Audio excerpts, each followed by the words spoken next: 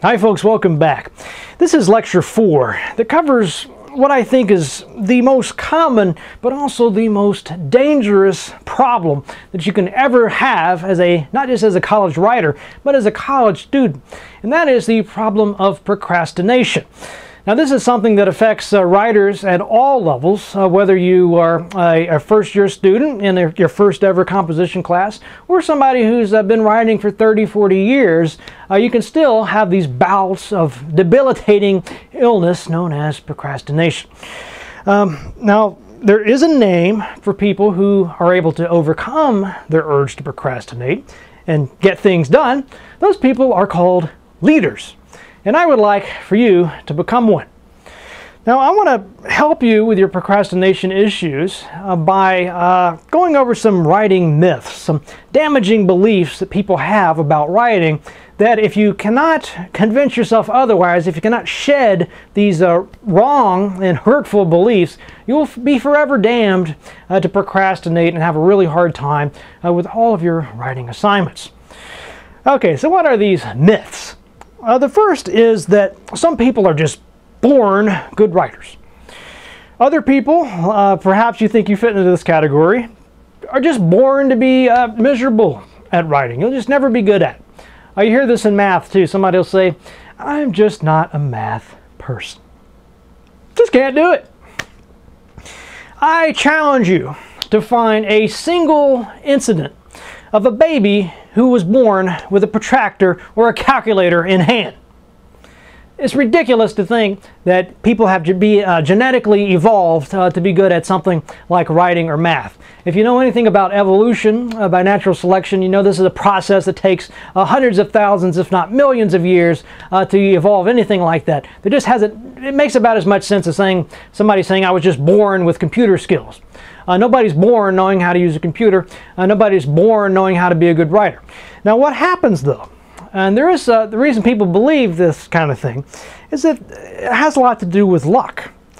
If let's say you're a small child and you're just learning how to do addition. So your parent, perhaps your teacher says, well, Bubba J, what is 3 plus 5? So Bubba J starts thinking about this and just makes a wild guess and says 5 plus 3 is 8. Hey Bubba J, you're right. You're correct. You got that right away. I mean, you're such a young kid, but you're already doing addition. Wow, you must be some sort of math wizard. You must be really good. You know, you might have some special talent when it comes to math. Well, you know, Bubba J hears this, and we all like to believe positive things about ourselves. So next time when Bubba J is learning subtraction, whereas some of the other kids in there, maybe they got their answers wrong, and it took them several attempts to get it right. You know, maybe they're a little bit worried about this subtraction thing. But Bubba J, he's kind of coming at it with this positive attitude. Like, well, you know, I had no problems with the addition. I can easily do the subtraction. I'm just a math whiz. It becomes a self-fulfilling prophecy, because whenever Bubba J, for the rest of his life, is confronted with some type of math to learn, he's going to have a very confident attitude about it. He's not going to have a moment where he thinks, you know, maybe I can't do this. Maybe this is too hard, my brain just doesn't work this way. I mean, just because he got lucky way back with that addition problem, now he's well on his way to become some sort of physicist or mathematician. You know, it's the same exact thing with your writing assignments. If you've always had teachers that gave you bad grades on essays, it's easy to see how a kid can start to think, well, I'm just not good at this. I'll never be good at this. And whereas the kid that sort of lucked out just sort of got something right the first time, the teacher says, well, you're a great writer. The confidence starts to build, and you know, next thing you know, the person's an English professor. And this is exactly what happened to me. So the short of this is there's no genetic thing to have to worry about when it comes to writing. Anybody can be a great writer. It's not like sports. Okay, I'm about 5'5", 5'6". I'm never going to be playing for the NBA because I'm too short. You know, that sucks. Good thing I don't really care, but if I was crazy about basketball, I'd be really upset. Well, the great thing about writing is it doesn't matter how tall you are, short you are, what gender you are, really even what age you are. I guess even small children, have written things that are imaginative and creative. The only thing that matters is your confidence in yourself and your ability to get in there and start writing. So the short of it is, writers are not born. There's nothing genetic about being a good writer. Another myth is that you have to be inspired to write. So you'll see people that'll, why haven't you started on that writing project? It's due Sunday. Here it is Friday. You haven't started. Well, I'm just waiting for inspiration. Sooner or later, this sort of magical thing is going to happen, and woo, I'll wake up and then I'll be ready to go. Never going to happen. The ideas do not come from some sort of metaphysical realm. Good ideas come from talking to people, thinking about the topic, reading about the topic, seeing what other people have done with it, and then it's easy to write about it. The only thing that's hard is if you're sitting there waiting for some sort of metaphysical thing to happen that's going to do that work for you, you're going to be waiting a very long time. So don't wait around for inspiration. As they say, inspiration is, writing is a 1% inspiration and 99% perspiration. Another myth is that you really have to be careful when you start a project. You have to get it just right before you get to writing. I used to work in a writing lab, and what I would see, the students would come in and they would open up Microsoft Word, have a nice blank document there to work on. Okay, looks like they're getting a good start. Come back 10 minutes later and they're still sitting there looking at that blank screen. Come back maybe an hour later and they're still there in front of the blank screen. Maybe they'll type a little bit and delete. Type a little bit and delete. Maybe they've got a paragraph and then they say, okay, I'm going to just delete everything and start over. And I say, what the heck is the matter with you? Why are you doing this? And they'll say something like, well, I just have to get this first sentence exactly right. And once I do that, then I'll just be able to do this. Very dumb strategy. It doesn't make any sense at all. The way that a writer works, and I don't know any writer who doesn't do this, you might think about a topic first, but once you get to writing, you don't really worry about it because you know that at any time you can always go back later and change that first part. Usually what happens, and I would say 99% of the time what happens, is as you write, you get new ideas, better ideas, just different ideas, and then you say, okay, now I'm going to go back and change up that first paragraph a little bit. Maybe when you do that, you get some more ideas. So you're always having new ideas, and you're always rearranging things, changing stuff around, editing, and that's the way that a real writer works.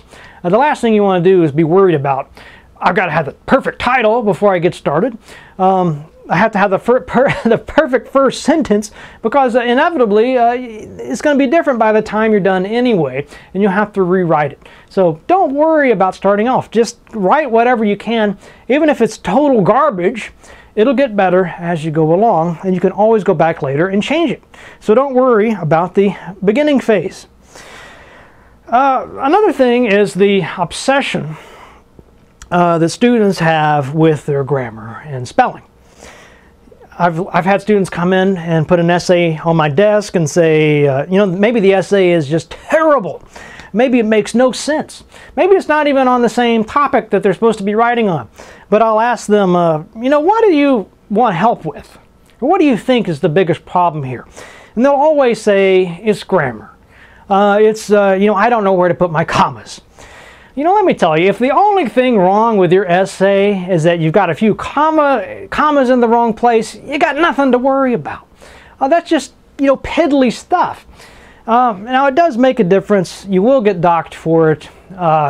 It's irritating. It's annoying to see just commas everywhere and, bad pronoun usage and so on and so forth. But, those are problems that you can fix later. Don't worry so much about those. Let's just save that part until you got everything else in place. If you have a good thesis statement, if you've got good research to back up your points, if your sentences are articulated well, if it makes sense, if it flows nice, then we can always worry about the commas last. That's sort of like the 11 o'clock thing to be worried about. So don't sweat that stuff until you get there.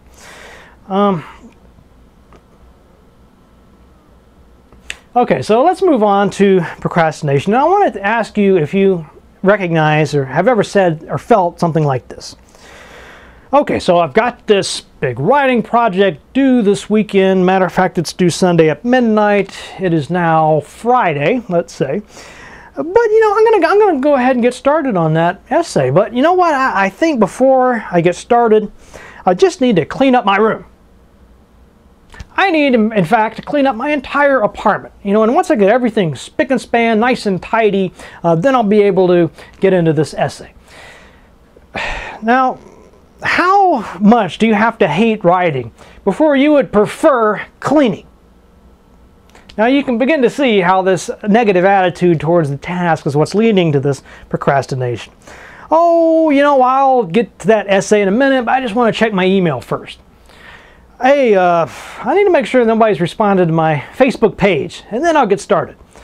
I'll do it, but I'm going to go ahead and watch these, sort of binge watch some Sons of Anarchy on Netflix, and once I'm done with that, then I'll do the essay. All of these things, you can fill in the blanks, with whatever you enjoy doing. But these are it's like the kid that's sitting there with the chicken nuggets and the macaroni and cheese and the chocolate milk, and then over in this corner is the beets. Now guess which one the kid is going to save for last? The beets. And it's because the kid doesn't like the beets. If the kid loved the beets, he'd probably go for that first. So what you have to do is almost start hypnotizing yourself. You have to constantly work on your attitude. I encourage people to say, if they catch themselves thinking, I hate writing, stop a minute and say, well, actually, you know what, I love writing. It could be a complete and utter lie, but it doesn't matter. If you keep telling yourself that and really trying to feel some kind of love for writing, eventually you will love writing. I have done this with music before. When I was younger, the very idea of listening to opera would have, I would have fallen asleep even thinking about the word opera. But just kind of as an experiment one year, I started to do this, and every time I heard something about opera, I thought, I really love opera. And just kept telling myself that, and pretty soon I started to realize there's things about it that are in fact quite interesting. For example, if you go to see a regular piece of music performed, they usually just play the instruments. You don't really have much to look at. At an opera though, they have elaborate costumes, there's a lot of acting involved, really interesting things to look at on the stage, and then you can also realize there's a story that goes with the production. So there's a lot of stuff there to actually enjoy, but you would never get there if you just kept on telling yourself you hate it and this is really boring. So basically what I'm telling you is you have to brainwash yourself. Now, a couple of other habits that might lead to procrastination. One is this idea that you have to have a huge block of free time available and to do your project. So what happens is, let's say this is Wednesday and your last class is at 3 p.m. And you got something going on at 7 o'clock that day, so you've only got a few hours, but you say, you know what, it's just not a good time to work on this. I'm going to wait until I've got a big block of time. You know what? Thursday evening from about 9 o'clock to midnight, I got this big block of free time right there, and that's going to be perfect. Then I'll do my essay. What do you think is going to happen Thursday night, about 6:30, 7 o'clock-ish? You're not going to be working on this essay. Instead, you're going to be talking to a friend and probably on your way to the club. Do not wait for this huge block of free time to start on your project. If all you have is 10 minutes, go ahead and do something. If all you do is just pull the project up and read the assignment or look at the stuff that you've already read, it's going to be much easier than if you keep waiting for this huge block of free time that's probably never going to come anyway. Now a couple of other ones. I need more preparation before I get started. I need to do more research. Maybe you do need to do more research before you're ready to turn in the final copy, but you don't need to do a lot of research just to get started on it. You can always come back later, do more research, and then add it to what you already have. Basically what I'm saying is you don't want to just be sitting there doing nothing with your time. Try to take baby steps. There's a law of Newton's, I believe, and it's force equals mass times acceleration. So the idea is the heavier something is and the faster you want to accelerate that object, the more force is required. So this is why if you have an object that's perfectly still and you want to move that all the way up to 60 miles per hour, that takes a lot more energy than it does to keep it going at 60 miles per hour once you've got there. And it's the same thing with work. Writing the essay.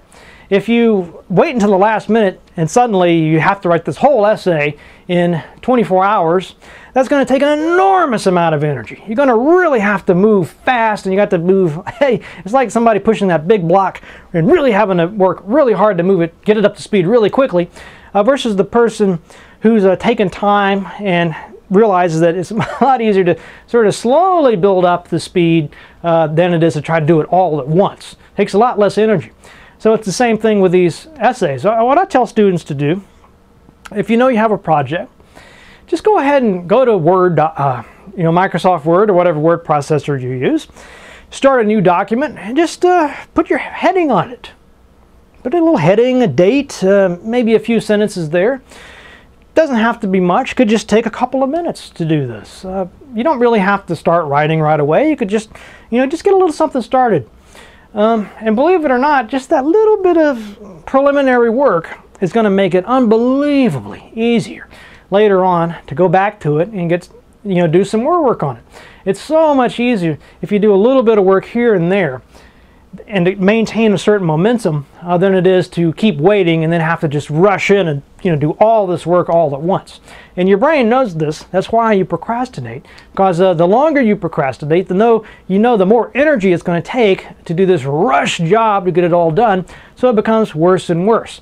So just take my advice. If you have a project, any little thing you can do, go ahead and do it as soon as you can. It's going to be so much easier later on.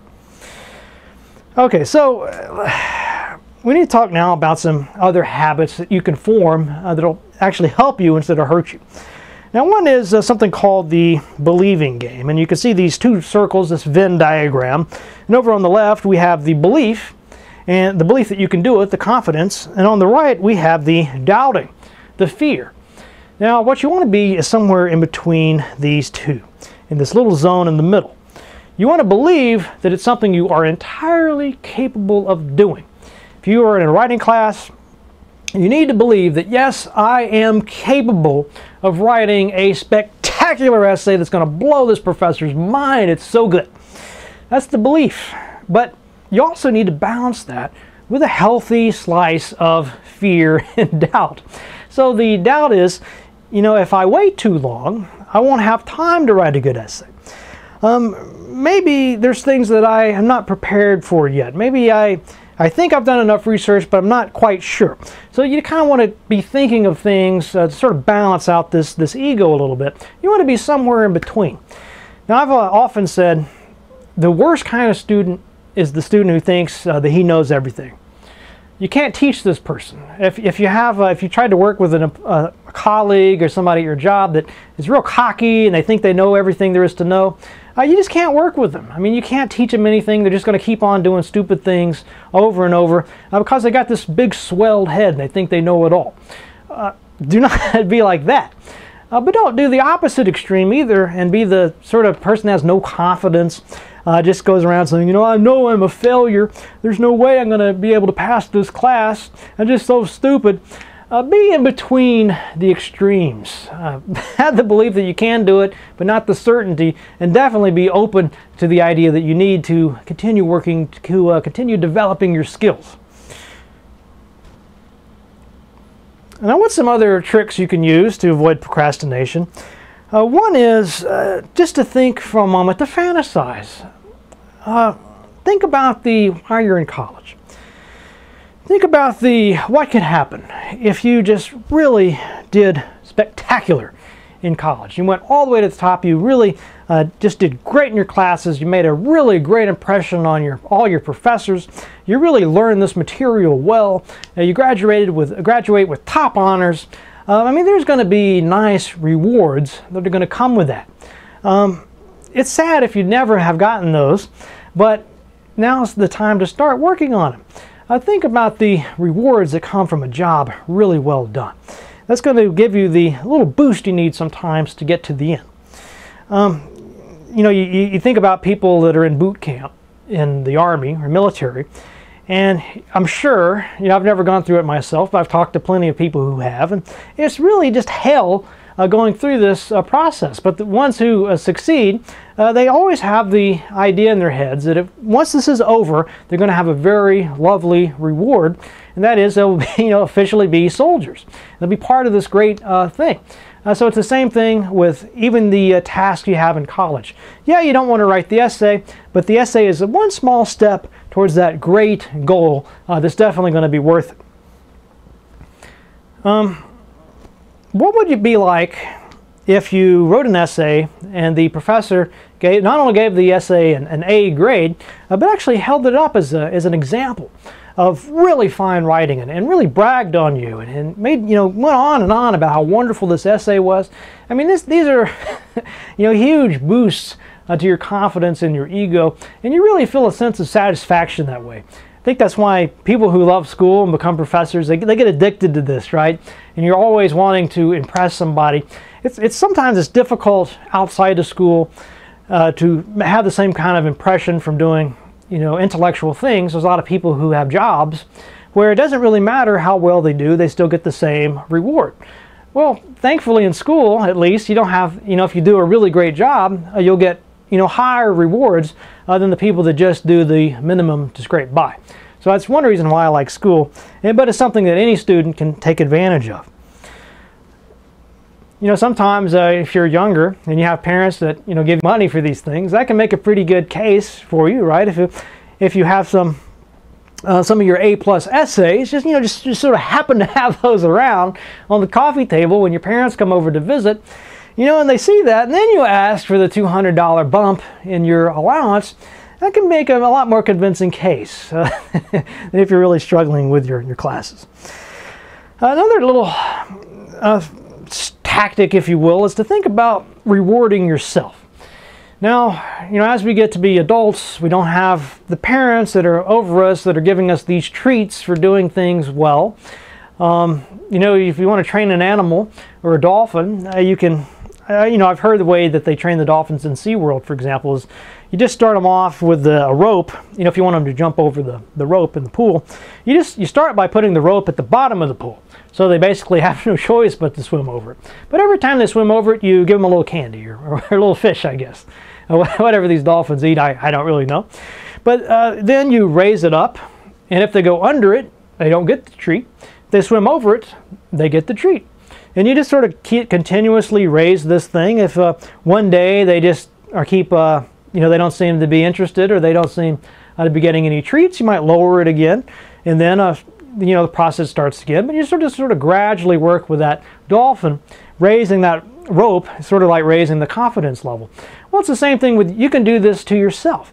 You can give yourself the equivalent of that fish.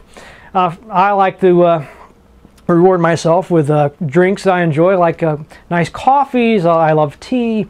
I like Dr. Pepper. You know, and you drink Dr. Pepper too much, it's not good for you, right? But, you know, maybe you'll say, you know, I'll tell you what, if I can get 2 or 3 pages done on this project, then I'm going to go ahead and go to that vending machine and get the Dr. Pepper.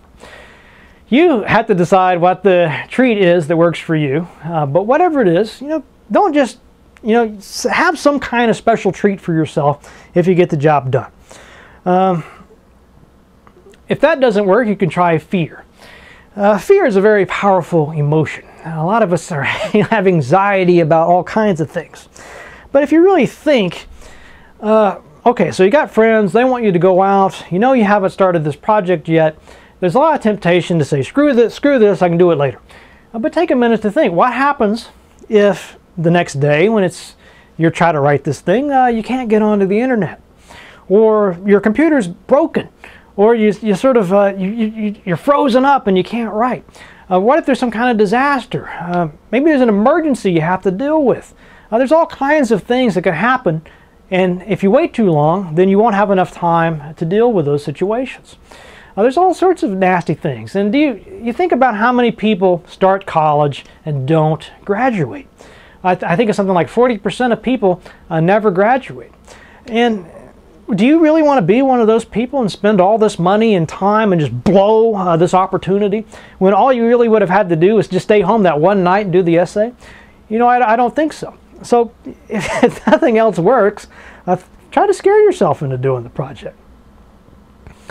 If you do have more time, then you can fix problems. You can do that little extra bit of research. A lot of times I've noticed with students, the student comes in with a final draft, and we say, I tell the student, okay, read that first paragraph of that essay, read it out loud. You know, student, it's kind of strange, but okay. You know, let's start to read this thing, and probably within the first couple sentences, whoops, you know, I didn't even notice that error was there. That is embarrassing. That would have been so easy to fix. I'm ashamed of myself for not catching that thing.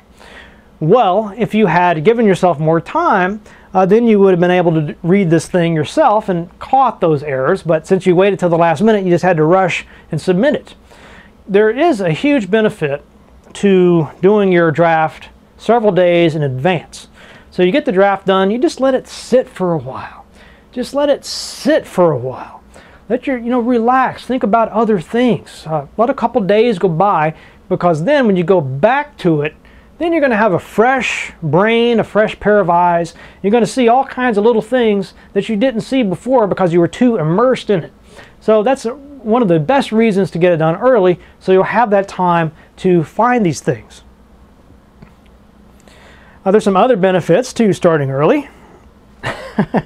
One, of course, is you get whatever it is done, then you have it's like a huge burden that's lifted off your shoulders. You don't have to worry about that anymore. Now you can go have fun, and you have a lot more fun. Another problem is, what we just talked about with the force and the mass and acceleration. The longer you wait, the more energy it's going to take to get started and to get done. Make your life easier by starting early and doing little things along the way.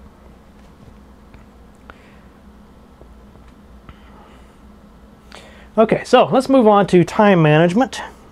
If you have a lot of classes, which I know you probably do, there's very few students that just take one class at a time. Congratulations if that's you, but you probably have a lot of different classes, a lot of different homework, a lot of different assignments, and different due dates, and it can be tough to manage all these things. So just some basic time management skills. One is you want to make a list of all the tasks that you have to do. And you want to have several different kinds of lists. You have the semester-long list. You might just use a calendar for that. Then you might have a weekly list, and maybe a smaller list that you make every day, just like things you want to get done the day. Now it's important to, instead of just putting write essay on the list, that's just too big of a task. You need to put some thought into how you can break up this big task into smaller pieces. So for example, instead of just putting write essay, maybe you could break this up into write the introduction to the essay, or spend 1 hour drafting the essay, or spend an hour doing some research, looking at some articles, reading the chapters, looking over the assignment. You have to decide, but the key is you want to make these steps something you can actually manage. So it's something you can get done and check off. It's always satisfying to take these lists and just go through and checking off things that you've managed to do. Builds up your confidence. Also, you want to be thinking about what is the priority here. What task is the most important? If it's something that you can knock out quickly, it's best just to go ahead and do it. But if it's something that's going to take a while, and you might want to start thinking, well, there's only so many hours in a day, there's only so many hours in the day, days in the week, and so on. So maybe this assignment here that's going to take a good 14 hours to do is only worth 1% of the grade in this class. Whereas this other thing is going to take maybe 3 or 4 hours to do, but it's going to be 20% of the grade. So you just have to kind of do the math and figure out what's going to be the most important thing, the thing that you really should dedicate the most time to. Now, I don't really like to use the grades because, it's sort of superficial, right? Maybe the thing that's only 1% of the grade might have a big impact on you in your career, if it's something in your major perhaps. But basically the idea is simply to figure out what's the high priority item and get that done first. And then think about how long it's going to take to do the items and plan your whole week around that. So how long does it take to write an essay? I don't know how long it's going to take you to write an essay, but I know that you can use your own brain to do some calculations and think about past experiences and about how long it took you to find the topic, to read the assignment, to do a little drafting, maybe do the introduction, maybe you want to have some time there for editing, some time for revising. So all of these things need to be planned out in advance. Now, just a couple of maybe just one last tip actually. Sometimes people ask, what is the best time and place to do your writing? And I would just say any place where you have a word processor, you can do some writing. But in my experiences, I do find that there are certain times of the day when I'm more productive.